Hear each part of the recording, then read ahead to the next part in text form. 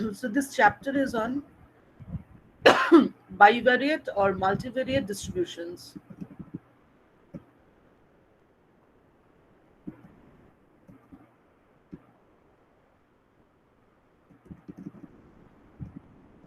So already we have discussed the concept of random variable, and in the previous chapter we have discussed operations, different types of operations performed on a single random variable, right?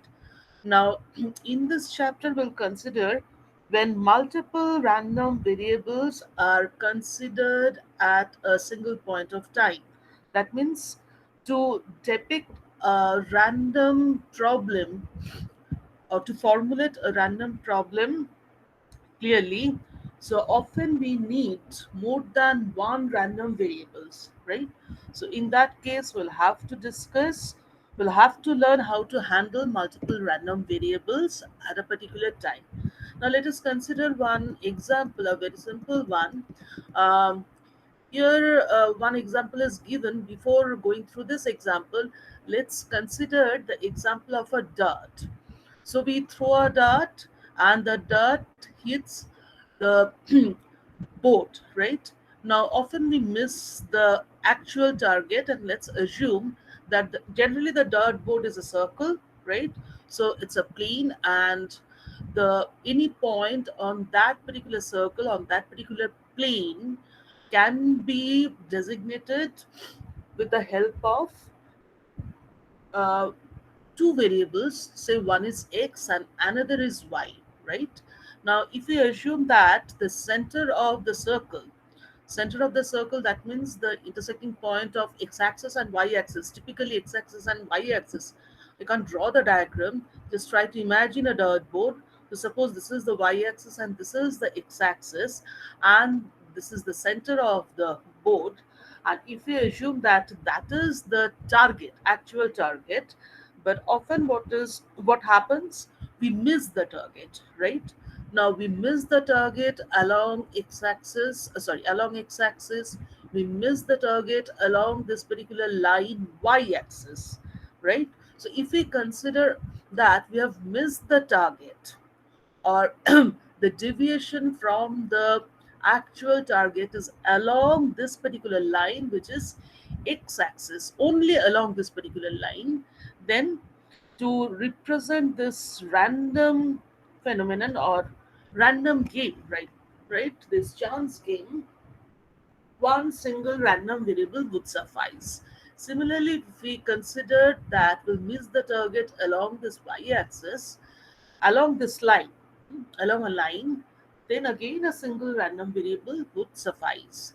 But often in reality, what happens, we can miss the target at any point on this plane. Rather, the hitting point on the board, the dirt will hit the board, can hit the board at any point on this particular plane, right? So since we are considering a point on this particular plane, and hence this chance experiment cannot be formulated mathematically with the help of a single random variable, right? So if we only consider two random variables, one say x, another say y, then with the help of these two random variables, we will be able to formulate this particular chance game, right? Now here is one example, that is the cannon throwing cannon firing example. Let's see what's written in the introduction. So already we have discussed random variable, a single random variable, and we have seen that a random variable is really a powerful tool or concept. So it enables many realistic problems to be described in a probabilistic manner, such that practical measures can be applied to the problem even though it is random in nature. Also, we have discussed probability distribution function and density function considering a single random variable.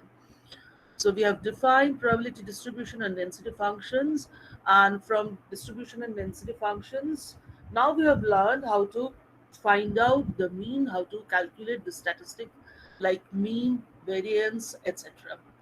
Now let's consider this particular example, which is pretty similar, like a dart throwing game.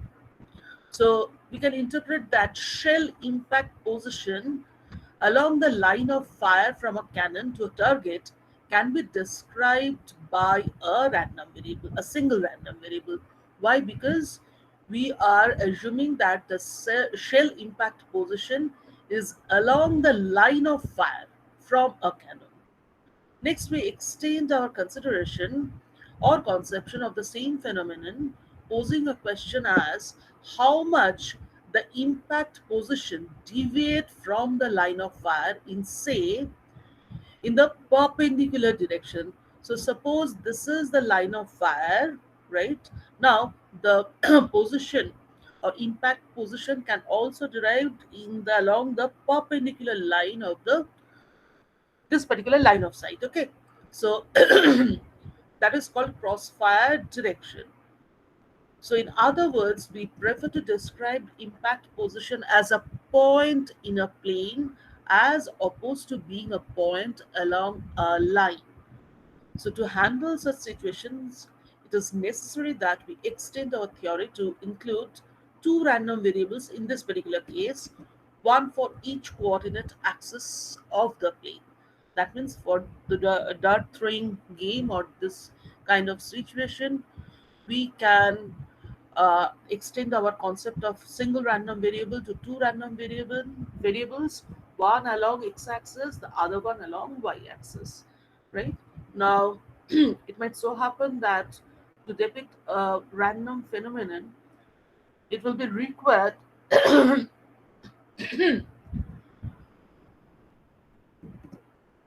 to consider three random variables, right? So if we consider a three-dimensional space like that, and for certain chance experiments, might so happen that we'll have to consider three random variables. So often more than two variables are considered for complicated situation. Hence, this chapter, the title of this chapter is bivariate, that means two variables, or multivariate distributions.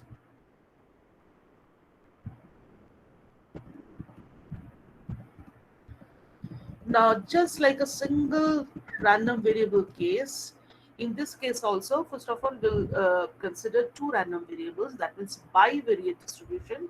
And from the name itself, it's clear that we'll try to understand what is meant by distribution function. Now, in this case, it will not be a sole distribution function. Instead, we should call it a joint distribution function. And from joint distribution function, we'll try to derive the concept of joint density function and so on and so forth, right? So first, let us assume that we are considering two random variables and we are trying to develop the concept of joint distribution function. So to do so, let's define two events first. Event A where x is less than equal to small x, right? So this notation is known to us. So probability, if you try to assign a probability with this event A, that means probability x less than equal to x will give us the distribution function of this random variable x, isn't it? Can you recall? Yes. And now, at the same time, we are defining another event B, and B is the event that the random variable y is less than equal to small y. So, in this case, also, if we assign a probability with this event, then the probability of this event will give us the distribution function for this random variable only, right? Now we have defined these two events, and we know that the distribution functions for these two events separately will be given by fx, which is equal to probability x less than equal to x, and fy, which is probability y less than equal to y.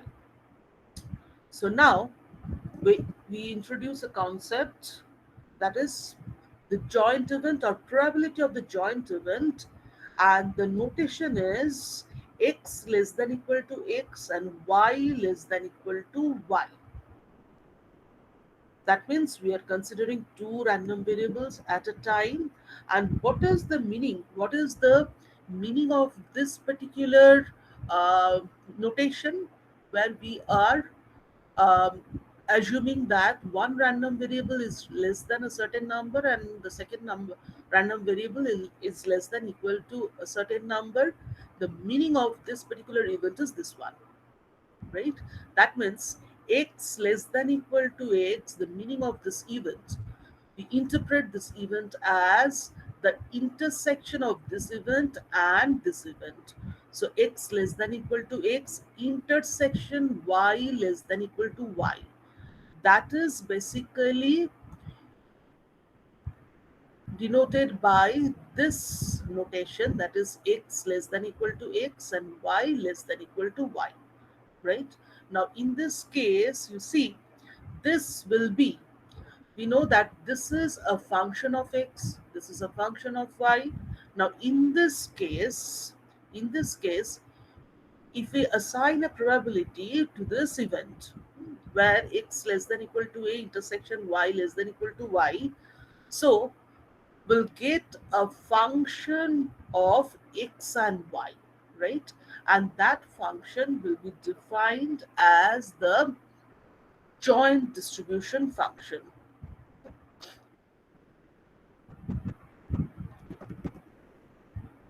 So the distribution function fx and fy of the random variables x and y respectively determine their separate or marginal statistics, that we'll see later on. So first thing that we have learned is what is the meaning of this event, and if we assign a probability to this event, then we'll get the joint distribution function of two random variables given by x and y. Again, we'll try to interpret graphically, we'll try to interpret the meaning of this particular event, right? So the meaning of this event, which is actually the intersection of this event and this event, defines a region in the plane, right? And in the plane having x and y axis. This diagram is not correct. I'll send you the correct diagram. So this is the region. This line should not be here. Okay. So this is an open region, and this is one boundary. This is the second boundary. This is the open region. So in this region, you see along x-axis, the random variable is can assume values from minus infinity to x dashed, right? So we can define an event on this particular region which is equal to x. A is equal to an event a, which is basically x, the random variable x less than equal to x dashed. That means the random variable is varying from minus infinity to x dashed. Similarly, we are defining a second event where the second event is b, and the second event actually depicts the situation where the second random variable capital Y can assume values from minus infinity to a certain value, say y dashed. That's why this line should not be here. So the intersecting region on this xy plane will be this region, this D1 region. This side is open as well as this side is open, right? So that is actually the physical meaning of the event, which is represented with the help of this notation. So this event x less than equal to x, y less than equal to y is equal to implies that all the points of this plane will lie within this region D1. So x and y are two arbitrary real numbers as shown in the figure below.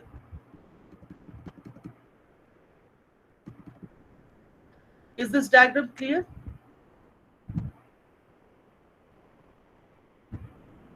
Yes, ma'am.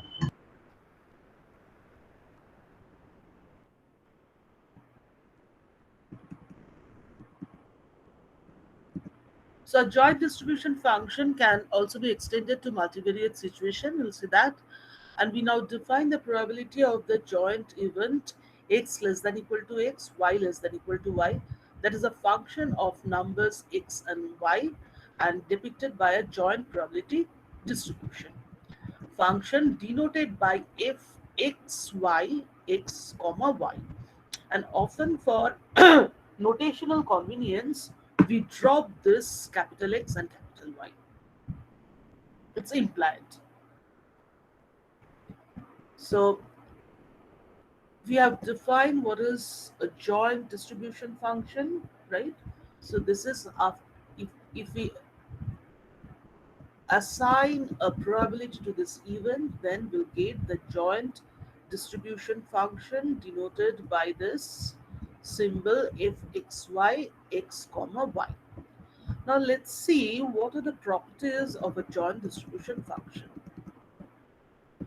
So already we have seen that the interpretation of this event is nothing but A intersection B, right? So probability x less than to x and y less than equal to y will provide us the joint distribution function of x and y, and hence it's the probability of this event A intersection B.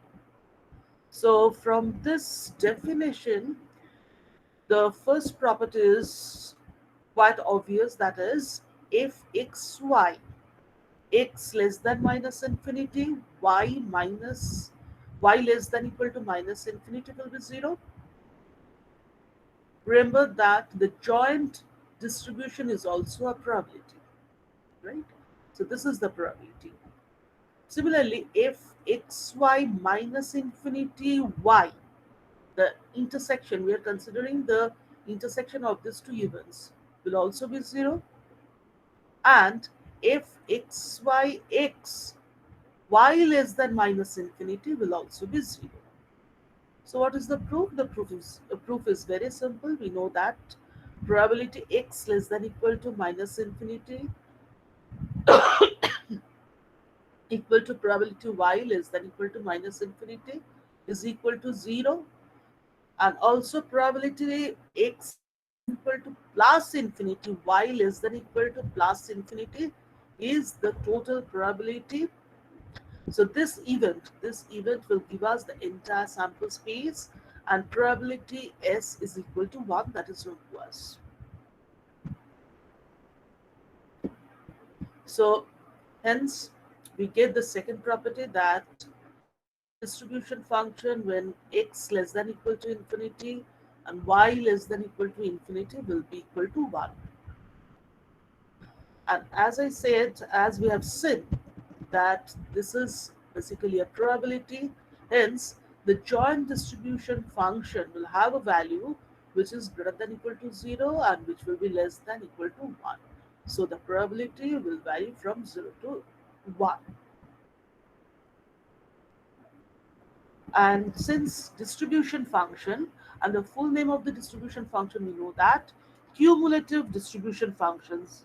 Just think of the cumulative distribution function for a single random variable, right?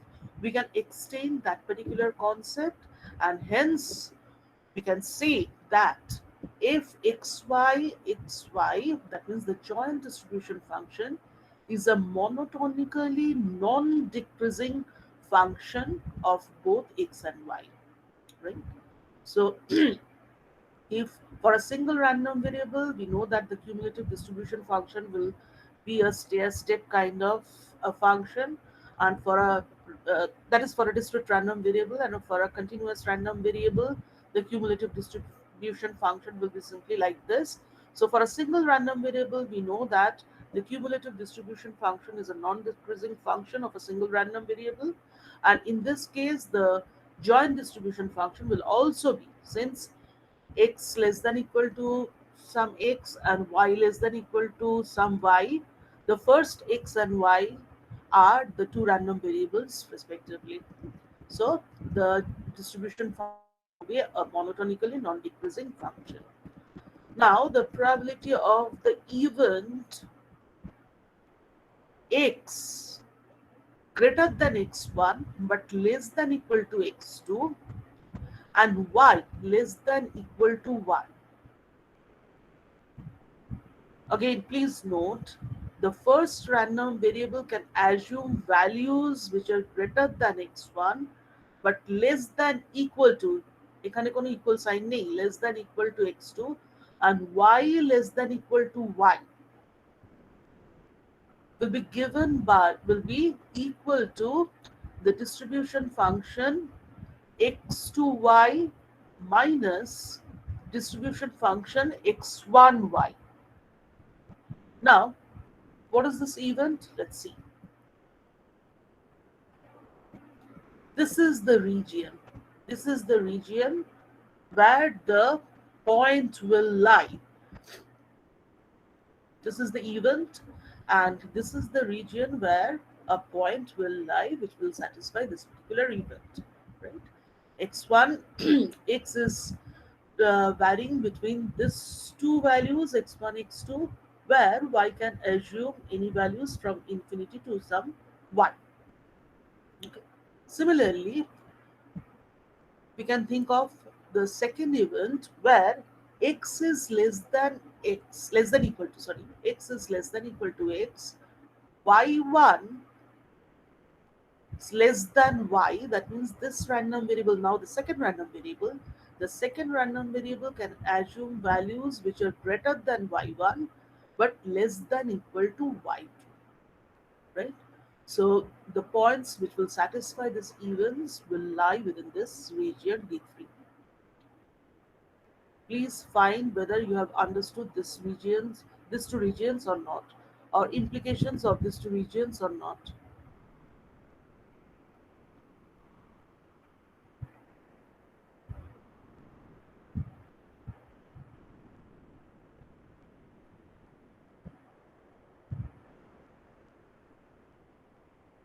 The right hand side will prove.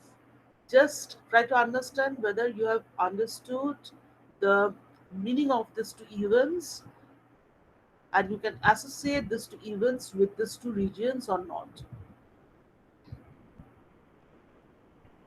Ma'am, if capital X is less than equals to small x, then how come, ma'am, the edge of the rectangle passes through x? How does the limit of it passes through x? Like how it is No, greater no. than the value?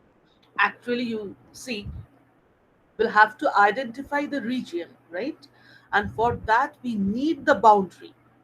Here, we'll have to draw this line. Though x will assume, the random variable x will assume values greater than x1, but if we don't draw this line, then it will be an open region and will actually will misinterpret this region as x is varying from minus infinity to x2. You get my point? I'm talking about region D3. Region D3, the concept is same. In case of D3, x is less than equal to x. Yes, ma'am. X is, So how does it pass the x? Like x should have been yeah. Oh, at you are talking about this point. yes, Absolutely, ma'am. you are right. This point should be x. Yes, Okay. I forgot to mention it. It has been shown incorrectly, right? So otherwise, the concept is clear. Yes, ma'am.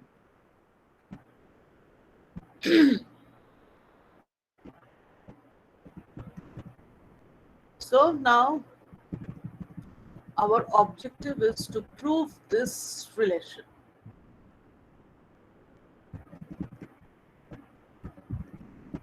So let's consider this relation. So what is the first event? In the right hand side, we are getting an event where x is less than equal to x2 and y is less than y, any arbitrary number, where x is less than equal to x to some specific number, right? Now, this event can be written as union, can be expressed as union of two events. What are these two events? The first event is yes, x is less than equal to x1, x less than equal to x1, y less than equal to y, and the second event is x greater than x1, not equal to x1. X is greater than x1 but less than equal to x2, and this part is remaining same. Even b is not being disturbed. So y is less than equal to y, right? So here you see x is less than equal to x1, b is remaining same, and in for this particular event, x is greater than x1 and less than equal to x2, b is remaining same, right? So obviously, this particular event is union of these two events. Do you agree?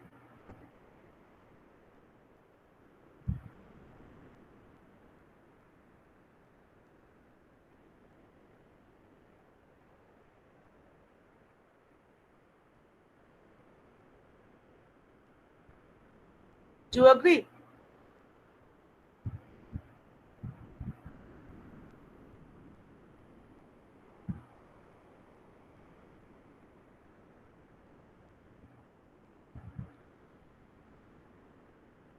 Do you agree? Yes, sir. And for this condition has to be satisfied. We are assuming x2 is greater than x1. X2 is greater than x1, so union of these two events will give us this event, will yield this particular event. Now you see these two events, here x is less than equal to x1 and here x is greater than x1 and less than equal to x2, greater than x1. Hence, these two events are mutually exclusive events.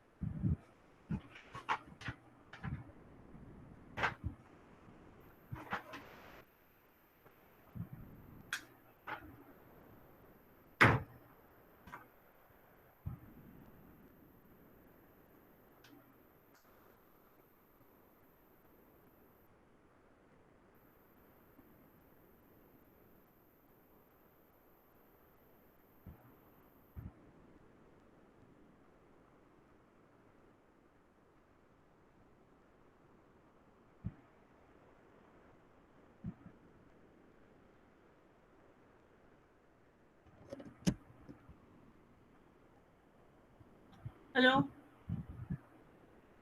hello. Yes, sir, you are audible now. I have changed the microphone. Sorry.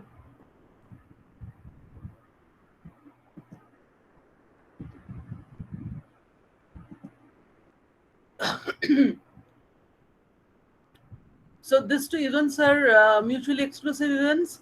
Hence, this union can be replaced by a plus sign. Do you agree? Yes, ma'am. Okay. So what is this event? In the left hand side, we are getting fxy as per definition. hmm, this distribution, this joint distribution is fxy x2y, right? In the left hand side, we are getting a joint distribution where x, the first random variable, is varying from is less than equal to x2 and y is less than equal to y. So as per definition, this will be the joint distribution where the arguments are x2 and y, right? And we are actually trying to find out the probability of this event, right? So again, you see this one. So applying the same logic, we can say that if we assign probability to this event, we'll get a joint distribution of random variable x and y, where x is less than equal to x1 and y is less than equal to y. Hence, this will give us, after assigning the probability, this will give us the joint distribution where x is less than equal to x1 and y is less than equal to y. And after side transposition, we'll get two distributions, joint distributions, where the arguments are x2y, and this is with a negative sign, and arguments are x1 and y, right?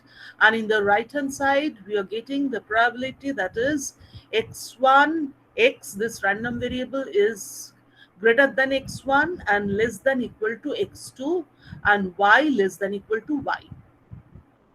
Is it clear? So that means we have proved this particular property. The first one, probability x greater than x1 and less than equal to x2 and y less than equal to y will be equal to fxy x2 minus y, x2y minus fxy x1y. So have you understood the proof?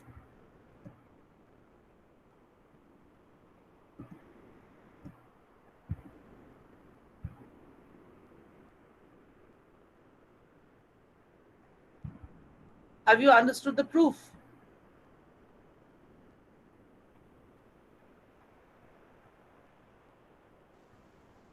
Yes, ma'am. Unless you respond, I'll not be understand. I'll not be able to understand whether I'm audible or not. Yes, ma'am, you are audible. And I'm understood. Okay, please note down this one. It will be needing this one, this relation. That means probability x less than equal to x, and not this one. Sorry, is the first one, x greater than x1 and less than equal to x2, y less than equal to y is given by this. And similarly, applying the same logic, we can find out the probability of this event where x is less than equal to x, any arbitrary value, and y can assume values between y1 and y2. That means y greater than y2 and less than equal to y2 will be equal to, again assuming y2 greater than y1, y2 greater than y1. So will be difference of two distributions. One is xy2, the other one is xy1.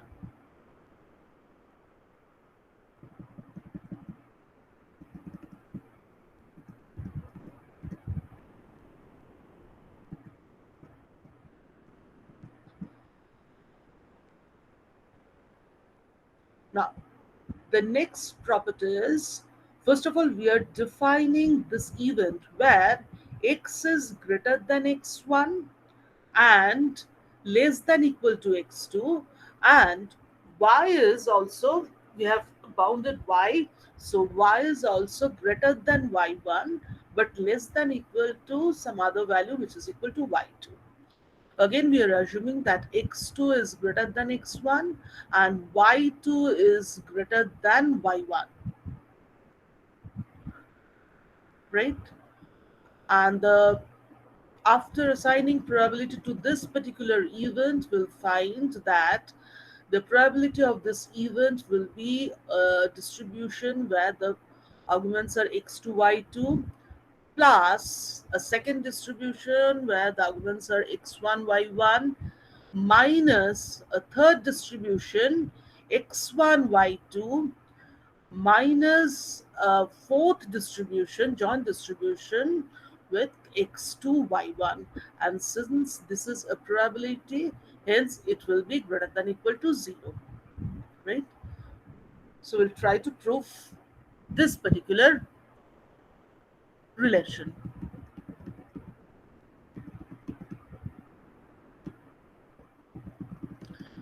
So now let's consider the event x greater than x1 and less than equal to x2, whereas y less than equal to y2, right?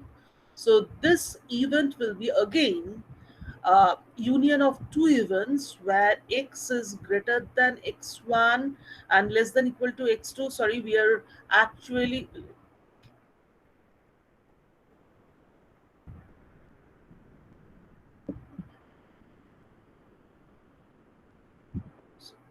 we are trying to prove this